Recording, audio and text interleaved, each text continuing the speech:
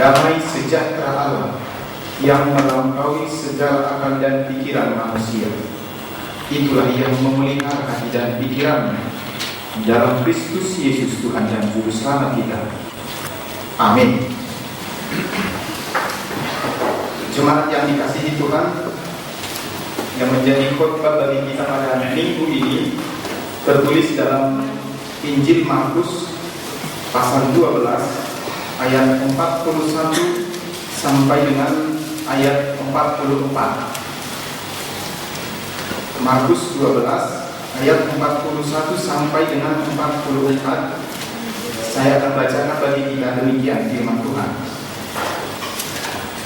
Pada suatu kali Yesus duduk menghadapi peti persembahan dan memperhatikan bagaimana orang banyak memasukkan uang ke dalam peti itu.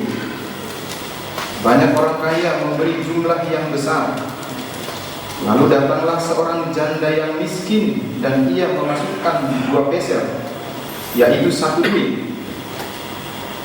Maka dipanggilnya murid-muridnya dan berkata kepada mereka, "Aku berkata kepadamu, sesungguhnya janda miskin ini memberi lebih banyak daripada semua orang yang memasukkan uang ke dalam peti persembahan. Sebab mereka semua memberi dari kelimpahannya, tetapi janda ini memberi dari kekurangannya semua yang ada padanya, yaitu seluruh nafkahnya." Demikian pembacaan firman Tuhan. Jemaat Tuhan, persembahan adalah bagian yang tidak dapat terpisahkan dari hidup orang percaya. Atau memberi persembahan adalah bagian integral dari ibadah orang percaya. Atau dengan kata lain, sesuatu yang tidak dapat dipisahkan dari hidup orang beriman. Itulah persembahan. Meskipun tidak dalam setiap ibadah dilakukan persembahan, tetapi pada hakikatnya totalitas kehidupan orang percaya adalah persembahan bagi Tuhan.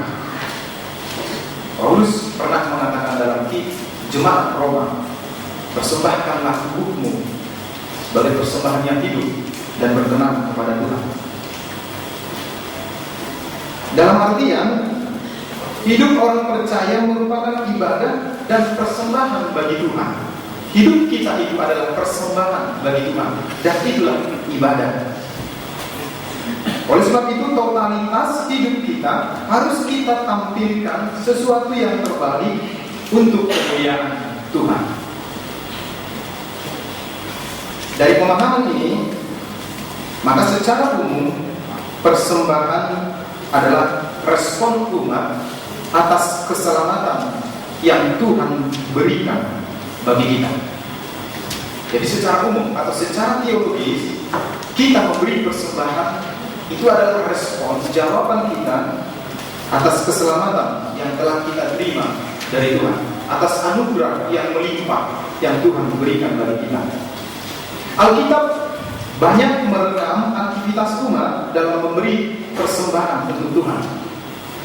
Dan biasanya persembahan itu diberikan dalam bentuk natura dan innatura, seperti korban bakaran atau korban sembelihan berupa domba atau berupa burung, kambing, sapi, lembu, dan lain-lain sebagainya. Dan itu juga sudah pernah kita diskusikan tentang korban perdamaian di pertanyaan oleh kita masing-masing. Juga persembahan itu berupa emas, perak, barang-barang berharga, atau hasil tanaman, padi, gandum, dan juga adalah uang. Dan yang paling banyak aktivitas itu adalah mempersembahkan dengan uang. Dan Alkitab juga menginformasikan bahwa pada umumnya persembahan jemaat itu diantar langsung ke bait suci. Itu yang kita lihat dari berita Markus ini. Banyak orang memberikan persembahan dan itu diantar langsung ke tempat peti persembahan yang ada di dalam bait Allah, bait suci. Namun ada juga yang biasa dikumpulkan oleh majelis, petugas bait suci, atau ada yang dikirim lewat perantaraan, seperti Paulus membawa persembahan dari Yerusalem ke jemaat lain, membantu jemaat kecil, itu berupa persembahan, dan itu dikirim melalui perantaraan. Dalam tradisi Yahudi, persembahan ada yang diberikan sambil bernyanyi, dan itulah yang terus kita pelihara, kita lestarikan dalam ibadah kita. Itu sebabnya ketika memberikan persembahan diiringi dengan nyanyian. Dalam tradisi Yahudi juga seperti itu. Bisa kita baca dalam Mazmur 27 ayat 6. Itu memberikan persembahan itu diiringi dengan nyanyian. Tetapi ada beberapa gereja memberikan persembahan itu tidak diiringi dengan nyanyian, tetapi hanya musik yang sambil saja. Dalam nats khotbah ini ada praktek memberikan persembahan, mengantar langsung. Itu direkam oleh Markus. Itulah dalam teks kita pada minggu ini. Bahkan Markus memberitakannya, menginformasikannya secara mendetail dan menggambarkannya dengan kronologisnya, dan siapa-siapa orang yang langsung mengantarkan persembahan itu pun diberitakan oleh Markus melalui khotbah kita. Markus menuliskan ada banyak orang memberikan persembahan dari latar belakang yang berbeda-beda, latar belakang ekonominya, bahkan latar belakang kondisi kehidupannya. Dan cukup menggembirakan, kita harus senang, gembira bila informasi Markus ini mengatakan banyak orang kaya yang memberikan banyak persembahan dalam jumlah yang besar. Banyak orang kaya memberikan persembahannya dalam jumlah yang besar. Namun, dan tidak kalah menggembirakan lagi, ternyata bukan hanya orang kaya yang mampu memberikan persembahannya yang cukup besar, tetapi Markus juga menuliskan ada seorang janda, dan bukan janda mampu, tetapi janda miskin. Tetapi janda miskin ini memberikan persembahannya untuk Tuhan. Jadi dua hal yang cukup menggembirakan melalui khotbah ini.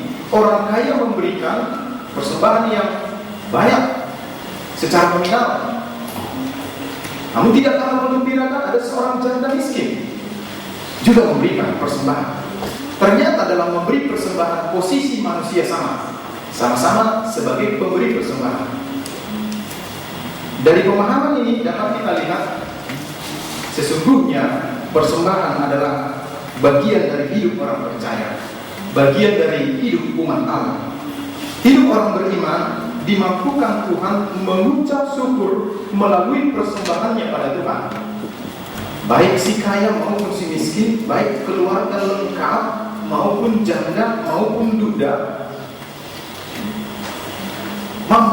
dimampukan Tuhan mengucap syukur dengan memberikan persembahannya bagi Tuhan. Tuhan memberi kesempatan bagi kita untuk mempersembahkan buah iman kita kepadanya, dan harusnya itulah isi daripada persembahan kita, adalah buah dari iman kita. Namun satu hal yang harus kita imani, Bapak Ibu dan saudara-saudari, kita mampu dan dapat memberikan persembahan pada Tuhan itu karena Tuhan memberi kesempatan bagi kita untuk mempersembahkan, bukan karena kita layak memberikan.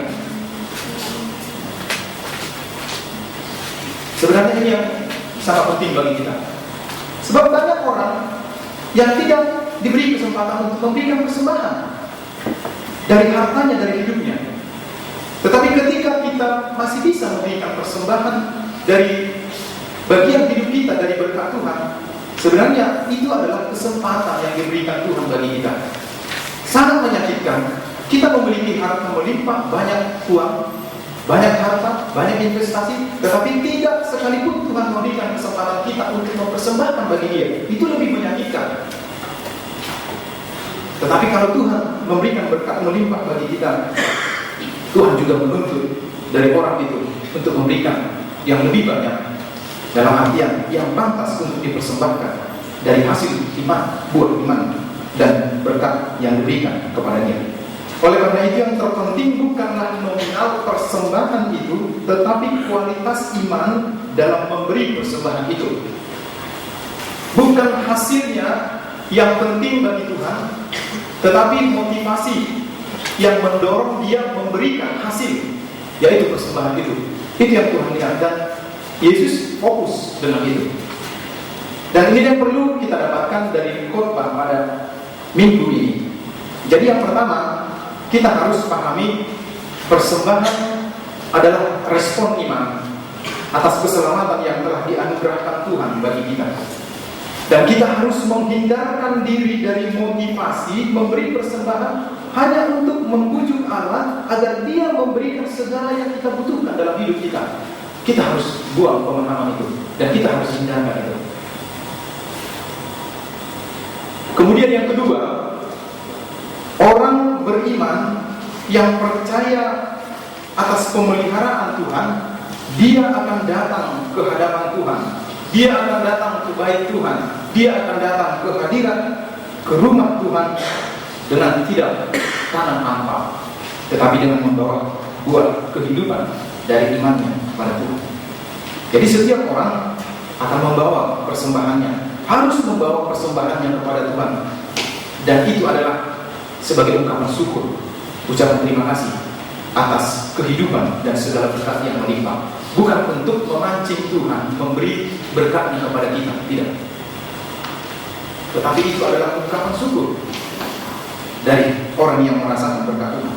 Artinya persembahan kita harus lahir dari hati yang penuh sukacita yang melimpah, dari hati yang percaya kepada Allah. Tidak ada gunanya persembahan yang kita berikan itu dengan kesedihan hati, dengan terpaksa. Mana kira utang masuk jual, atau karena tuntutan ibadah, tuntutan gereja, sehingga dengan terpaksa kita memberikannya. Ya tentu tidak bagus juga seperti itu. Yang ketiga, jumlah nominal persembahan itu sangat relatif sekali. Tetapi tidak boleh menjadi spekulatif. Memang persembahan dalam jumlah besar akan membantu pelayanan gereja, tetapi persembahan besar tanpa motivasi yang benar dan tanpa hati tulus dan terpaksa tidak akan berguna bagi pertumbuhan iman orang yang memberikan. Tentu kita kan akan senang, gembira. Itu makanya saya katakan sangat kita harus bangga dan bergembira bila banyak orang kaya dalam teks ini memberikan persembahan yang besar, yang banyak. Tetapi yang penjelasan berikutnya, baiklah persembahan yang besar itu diberikan juga dengan motivasi yang baik, motivasi yang benar, dan juga pantas. Yesus tidak terfokus pada nominal, dan itu terlihat dari nats ini, dari ucapan Yesus. Yesus tidak terfokus pada nominal persembahan orang-orang yang memberikan persembahan kepada bait suci, tetapi Yesus melihat kedalaman hati, motivasi, keyakinan, dan keberimanan seseorang dalam memberi persembahan. Yesus melihat dalam diri si janda miskin itu ada pengakuan, ada penyataan iman bahwa kehidupannya secara mutlak bergantung kepada anugerah Allah. Itu bisa kita lihat dari ungkapan Yesus yang mengatakan si janda miskin ini memberikan dari kekurangannya, bahkan seluruh nafkahnya. Kemudian kita mengatakan si janda miskin ini memiliki pengakuan, penyataan iman bahwa kehidupannya secara mutlak hanya bergantung kepada anugerah Allah. Itu sebabnya si janda miskin itu tidak takut akan apa yang menjadi kebutuhannya besok, kebutuhan duniawi, karena dia memiliki iman, pengakuan hidupku tergantung secara mutlak hanya kepada anugerah Tuhan. Dan dari pernyataan Yesus kepada janda miskin ini tersirat bahwa si janda itu menempatkan dirinya bahwa dia tidak hidup dari kekayaan, dari harta yang ia miliki, tetapi hanya dari anugerah Tuhan. Ini yang harus kita dalami, bahwa kita hidup tidak dari harta kita. Kita hidup tidak dari kekayaan kita. Kita hidup tidak dari jabatan dan kedudukan kita, tetapi kita tetap hidup secara mutlak itu karena anugerah Tuhan. Kita tergantung kepada Tuhan. Jadi harta, jabatan itu tidak menjamin keberlangsungan hidup kita. Dan itu telah terbukti kepada seorang pemuda kaya yang bodoh. Seorang kaya yang bodoh. Ketika Tuhan mengatakan, jual hartamu, bagikan kepada orang yang membutuhkan, kepada orang miskin dan janda-janda. Tapi ia mengatakan, dulu hartaku begitu banyak. Wah, tidak mungkin, katanya. Dia pikir hidupnya bergantung kepada hartanya. Tetapi Yesus mengatakan, engkau hidupmu akan berakhir. Ya. Jadi hidup itu ternyata tergantung pada Tuhan, ada di tangan Tuhan. Dan yang keempat, persembahan yang benar dan berkenan bagi Allah adalah persembahan yang diberikan dengan hati yang tulus, tidak terpaksa, atau tidak ogah-ogahan, atau tidak dalam rangka membanggakan diri, atau tidak dalam rangka memperkenalkan diri kepada orang banyak, tetapi muncul dari sikap iman yang benar. Itu hati yang tulus atau iman yang benar tentu akan mencerminkan hati yang meluap atas karunia yang diterima dari Tuhan. Itu. Jadi hati yang tulus, iman yang benar itu tidak bisa dibohongi. Karena banyak orang yang mengatakan sian rohaido, hati yang terbuka katanya, ketulusan. Itu tidak bisa dibohongi. Dan orang yang hatinya tulus, imannya benar, sukacitanya meluap, persembahan yang ia berikan pun pasti meluap. Dan dia tidak akan berhitung secara matematis. Jadi ungkapan sukacita, ketulusan hati dan iman yang benar itu tidak bisa dibohongi. Walaupun banyak orang yang mencoba untuk tidak menunjukkan itu. Sikap, dengan demikian sikap yang terbaik yang harus kita tunjukkan sebagai orang beriman adalah memberikan persembahan. Bukanlah terfokus pada nominalnya, tetapi persentase berkat yang diterima dari Tuhan. Dengan demikian, semakin besar berkat yang kita terima dari Tuhan, maka akan semakin besarlah sukacita kita dalam memberi persembahan kepada Tuhan. Dan ketika besar sukacita memberi persembahan kepada Tuhan, seiring dengan itu juga jumlah persembahan, persentase persembahan yang kita berikan pun pastilah pantas dan cukup besar.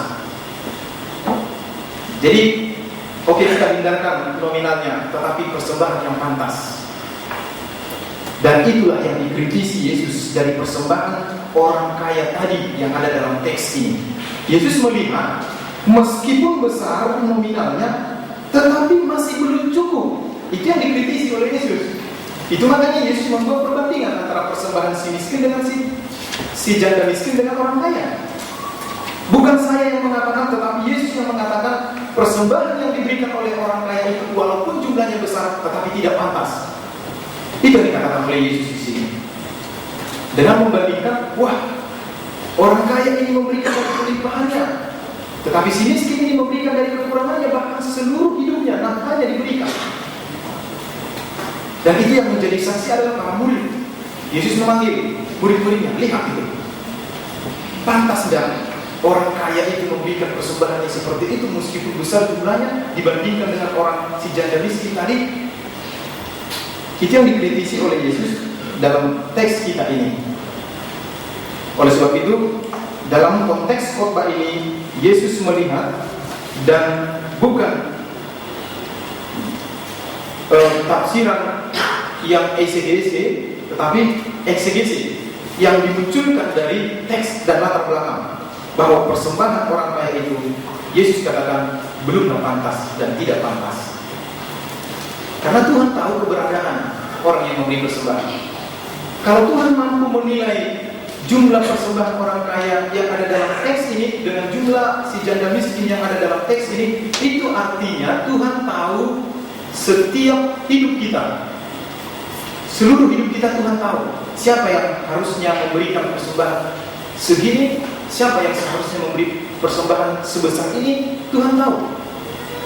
Seandainya kita dramatisir yang tadinya Tuhan duduk melihat orang memberikan persembahan di peti persembahan dengan tenang, kemudian tiba-tiba dia terbelalak seperti itu? Karena mereka apa? Wah, tidak pantas ini. Ya, kemudian dia memikir dan memanggil para murid. Wah, ini tidak pantas ini. Jadi Tuhan juga tahu, Bapak Ibu dan saudara-saudari, kedalaman hati kita, seberapa pantas kita harus memberikan persembahan bagi Dia. Tuhan tahu.